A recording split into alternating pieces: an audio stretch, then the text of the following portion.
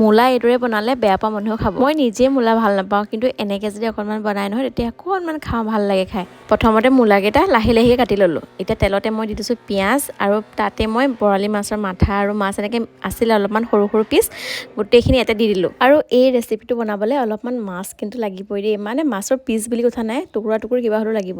এতিয়া মই তাতে পৰিমাণ অনুসৰি নিমখ দিছোঁ, আৰু অকণমান হালধি দি মাছখিনি ফ্ৰাই কৰি ল'ম হালকাকৈ।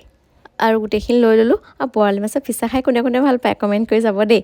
আৰু ইয়াত থকা ফিছা পিচ মই এনেকৈ পিঁয়াজখিনি আঁতৰাই লৈ অকণমান ফ্ৰাই কৰি ৰাখি দিম, চব্জিত নিদিওঁ। কিছুমান আমি বেয়া পোৱা বস্তু যদি কিবা কিবি এটা এড কৰা যায়, সেই বস্তুখিনি সেই বেয়া পোৱা গুণটোতকৈ অকণমান ভাল পোৱা গুণটো বেছি আহি যায় চাবচোন, হয় নাই বাৰু। মূলাৰ চাটনি এটা বহুত ধুনীয়া ৰেচিপি আছে। চাটনি আপুনি ধনিয়া দি পেলাই বনাই খাবলৈ খুব ভাল হয়। মই এদিন বনাম আৰু আপোনালোকক মই দেখাম দেই। আৰু এইফালে মোৰ ধুনীয়াকৈ ফ্ৰাই হৈ গৈছে। এতিয়া আদা, অকণমান নহৰু কেইফামান সৰহকৈ, লগতে কেঁচা জলকীয়া অলপমান খুন্দনাত খুন্দি লৈছোঁ। এইটো খুন্দনাত খুন্দি ল'লে তাৰ সোৱাদটো খুব ধুনীয়া হয় এনেকুৱা চব্জিখনত। এয়া মই খুন্দি ল'লোঁ। খুন্দি লৈ তেলতে অকণমান লৰাই ল'ম, জ্বলি যাব নিদিওঁ, গেছটো ল' ফ্লেমত ৰাখি লৈ অলপমান ভাজিলোঁ। এয়া চাওক, তাতে মই আলু এটাও দি দিলোঁ, দি মূলাখিনি তেলতে ভাজি ল'ম। আৰু ইয়াতে মই এতিয়া অকণমান দিম নিমখ, হালধি, জিৰা গুড়ি অকণমান, আৰু অকণমান কাশ্মীৰ মিৰ্চ পাউডাৰ, বাছ সেয়া দি ধুনীয়াকৈ মিলাই লৈছোঁ। মিলাই অকণমান ঢাকন মাৰি দিম যাতে মছলাখিনি মিলি যায়।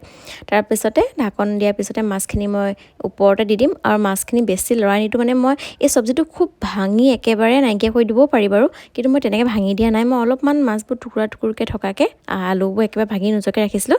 সেইবাবে লাহেকৈ মাছখিনি এনেকৈ দি বেছিকৈ নাই লৰোৱা, অকণমান লৰাই লৈ ঢাকন মাৰি থৈ দিম। এইদৰে 2-3বাৰ ঢাকন মাৰি ভাজি দি দিলে ধুনীয়া হৈ যাব। যদি অকণমান শুকান টাইপৰ দেখে অকণমান পানী ছটিয়াই দিব পাৰে। মই খুন্দনাত লাগি থকা নহৰুখিনিকে অকণমান পানী ছটিয়াই লৈ এটা দি ঢাকন মাৰি দি দিলোঁ।